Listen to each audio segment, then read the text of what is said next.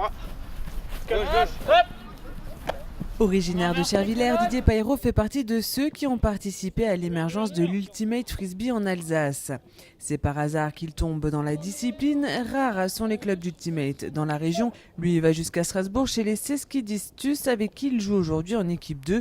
Le coup de foudre a été immédiat. Et j'ai tout de suite flashé le côté disco ball, un peu solaire et un peu cool en même temps, la bonne ambiance, bon état d'esprit. Et voilà, j'ai accroché, j'avais fait un peu de handball avant et de volley. Et voilà, donc le sport co, j'ai foncé dedans tout de suite. Ma gauche, hop.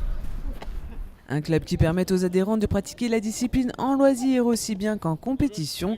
Le club barinois joue au meilleur niveau dans toutes les divisions, en féminine, en open homme ou en mixte. Un sport qui demande endurance et explosivité. Un match dure près d'1h30 et il faut en disputer 5 sur un week-end. De l'endurance mais aussi de la technique. Il faut être assez souple des doigts et surtout du poignet. En fait, tout est dans le poignet. Et un petit peu avec ce doigt-là où on fait tourner le frisbee en fait dessus. Voilà. Et les Seskidistus sont leur équipe fanion, une équipe mixte championne de France et qualifiée pour les mondiaux de Cincinnati cet été.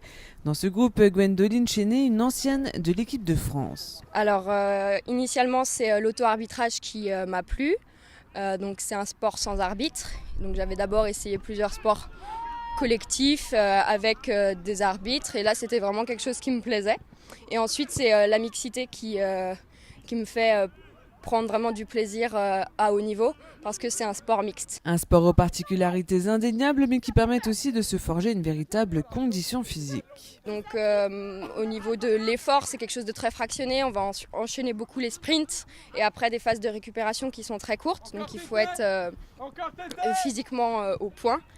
Je dirais qu'il faut être de bonne foi parce que comme c'est un sport auto-arbitré, il faut être capable de reconnaître ses fautes et savoir s'imposer. Il faut savoir aussi appeler les fautes lorsque quelqu'un en fait contre nous.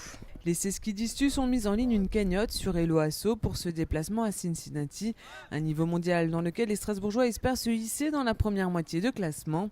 Fin de l'été, il sera possible de découvrir l'Ultimate Frisbee en live du côté du groupe Feld à Célestat. Les Seskidistus y organisent leur tournoi international les 25 et 26 août prochains. Au fond, derrière. C'est stop. Derrière, Laurent, derrière. Ah ouais. Pas de break.